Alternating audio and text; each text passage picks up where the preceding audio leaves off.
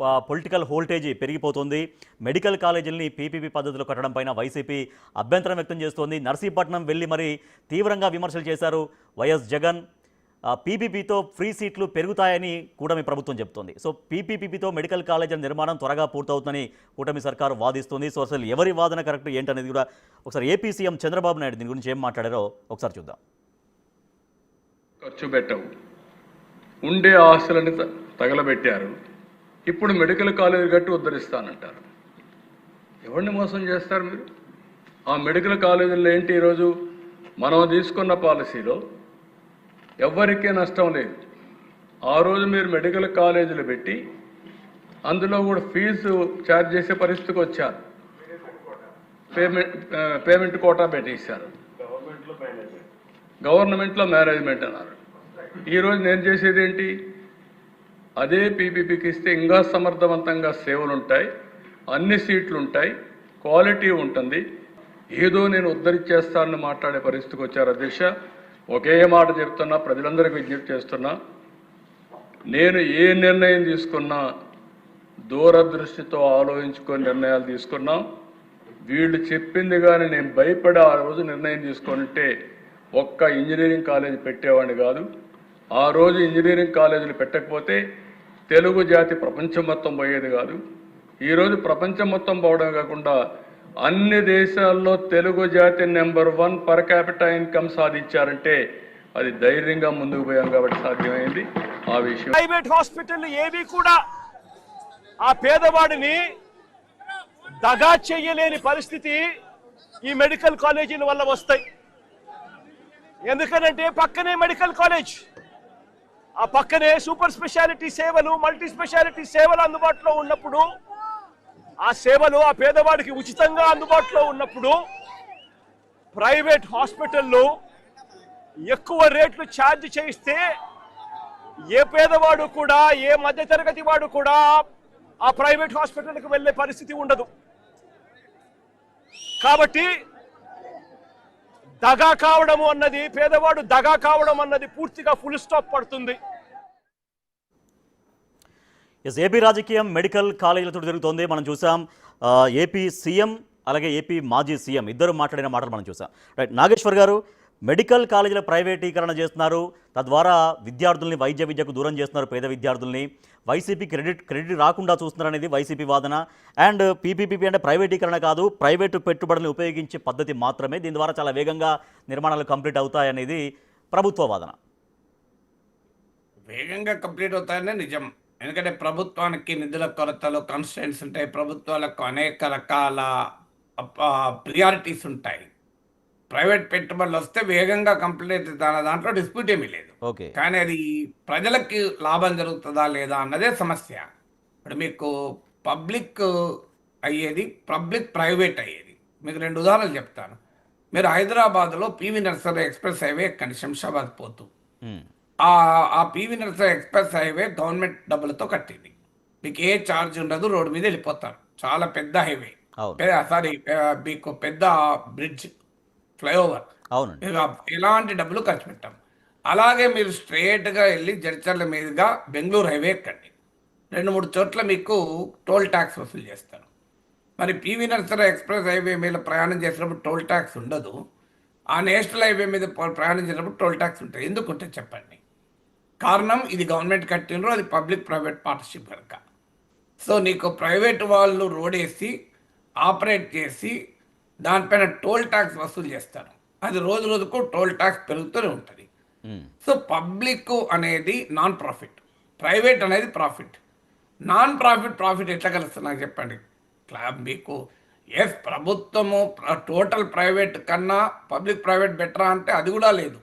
ఎందుకంటే చాలా సందర్భాల్లో పబ్లిక్ ప్రైవేట్ ఏమవుతుందంటే ప్రభుత్వ వనరులని, ప్రభుత్వ సహకారాన్ని, ప్రభుత్వ రాయితీల్ని తమ లాభాలు పెంచుకోవడానికి ఉపయోగించుకుంటారు. మీరు ప్రపంచంలో కానీ, ఆంధ్రప్రదేశ్లో కానీ, చంద్రబాబు నాయుడు ఉమ్మడి రాష్ట్రంలో కూడా ముఖ్యమంత్రిగా ఉన్నాడు కదా, పీపీపీలో బెటర్గా ప్రజలకు ఉచితంగా బెటర్ వైద్య సేవలు అందించిన ఉదాహరణ చెప్పండి. బెటర్ అంటారా? డెఫినెట్గా బెటరే. ఇప్పుడు మీరు కార్పొరేట్ హాస్పిటల్కి పోండి, గవర్నమెంట్ హాస్పిటల్ కన్నా బెటర్ సేవలు అందాయా? గ్యారెంటీగా అందుతాయి, అనుమానం లేదు. ఇప్పుడు ఉస్మానియా ఆసుపత్రికో గాంధీ హాస్పిటల్కో పోవడం కన్నా మీరు ఒక కార్పొరేట్ హాస్పిటల్కి పోండి, బ్రహ్మాండంగా బెటర్ సేవలు ఉంటాయి. 5 స్టార్ హోటల్ లాగా ఉండే హాస్పిటల్స్ కూడా ఉన్నాయి. బెటర్ సేవలు వేరు, ఉచిత సేవలు వేరు. ఎవరికి బెటర్ కావాలి? డబ్బులు ఉన్నోడికి బెటర్ కావాలి, డబ్బులు లేని వాళ్ళకి బెటర్ కాదు, ఉచితం కావాలి. మొదటి పాయింట్ అది.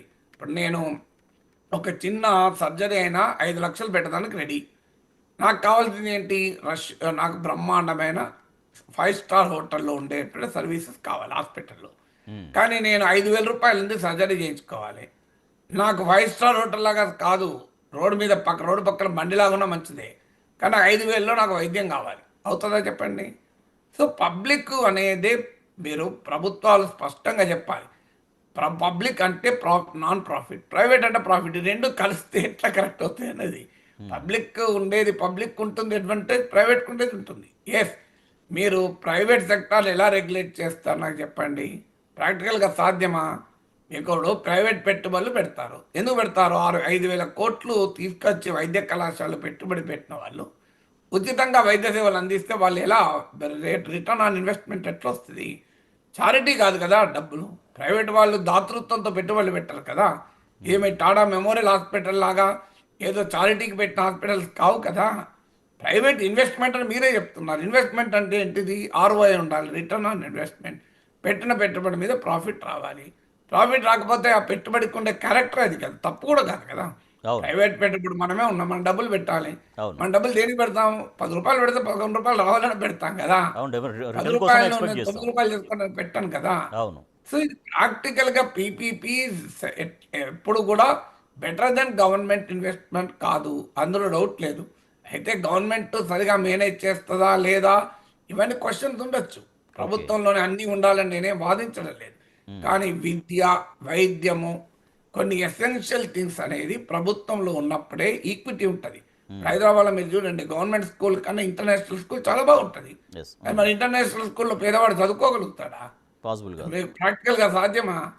మీకు అందుకే అంటున్నాను, గవర్నమెంట్లో నువ్వు మెరుగు చేయాలి, చేయలేకపోతున్నాము, డబ్బులు పెట్టలేకపోతున్నాము, అందువల్ల ప్రైవేట్ వారికి ఇస్తున్నామని బహిరంగంగా చెప్పండి ఓపెన్గా.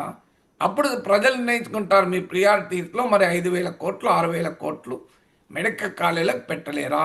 ఎందుకంటే మెడికల్ కాలేజీల వల్ల డబుల్ బెనిఫిట్. ఒకటి, పేద విద్యలకు కూడా చౌకగా వైద్య విద్య నేర్చుకోగలుగుతారు. రెండవది ఏంటంటే ప్రతి మెడికల్ కాలేజీకి ఒక అటాచ్డ్ సూపర్ స్పెషాలిటీ హాస్పిటల్ ఉంటుంది. దానివల్ల అక్కడ స్పెషలిస్ట్ డాక్టర్స్ ఉంటారు. ప్రజలకు మెరుగ్గా నీకు వైద్య సేవలు అందుతాయి. గాంధీ మెడికల్ కాలేజ్ మీకు కోవిడ్ టైం ఒక ఉదాహరణ కదా.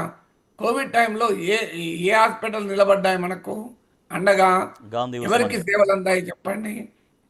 అందువల్ల ప్రాక్టికల్గా public private partnership is an economic theory. మేము ప్రైవేట్ రంగానికి మేము ప్రోత్సహిస్తాం అంటే బహిరంగంగా చెప్పండి. అది ప్రైవేట్ రంగానికి ప్రోత్సహిస్తాం, అది మా విధానం అని చెప్పండి, అభ్యంతరం లేదు.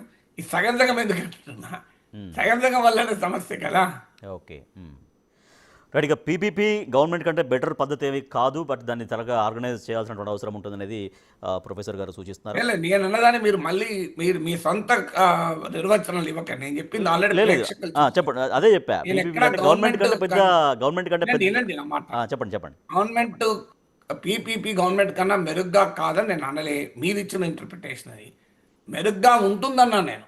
ఇప్పుడు ఉస్మానియా హాస్పిటల్ కన్నా కార్పొరేట్ హాస్పిటల్ పోతే మెరుగ్గా ఉండదా? గవర్నమెంట్ స్కూల్ కన్నా ఇంటర్నేషనల్ స్కూల్కి పోతే మెరుగ్గా ఉండదా? ఉంటుంది, అది ఉంటుంది, డెఫినెట్ గా మెరుగ్గా ఉంటుంది. ఫండమెంటల్ పాయింట్ మెరుగు కాదు, అందుబాటు అనేది ఇంపార్టెంట్. ఈక్విటీ, యాక్సెసిబిలిటీ ముఖ్యం. అందువల్ల దయచేసి నేను చేసిన విశ్లేషణ నేరుగా ప్రేక్షకులు వింటున్నప్పుడు మీరు దాన్ని సమరైజ్ చేసి ఇంటర్ప్రిట్ చేస్తే ఇంకో మీనింగ్ వచ్చే ప్రమాదం. అది మీరే కంక్లూడ్ చేయండి, వర్డ్ చేయండి దీనికి సంబంధించి. నేను అదే చెప్తున్నాను కదా, నేను చెప్పింది కంక్లూజన్లు ఏముండవు జర్నలిజంలో, చెప్పింది ఆల్రెడీ చెప్పేశాను కదా. రైట్. ఓకే, చిన్న బ్రేక్ తీసుకుందాం. బ్రేక్ తర్వాత వ్యూ పాయింట్లో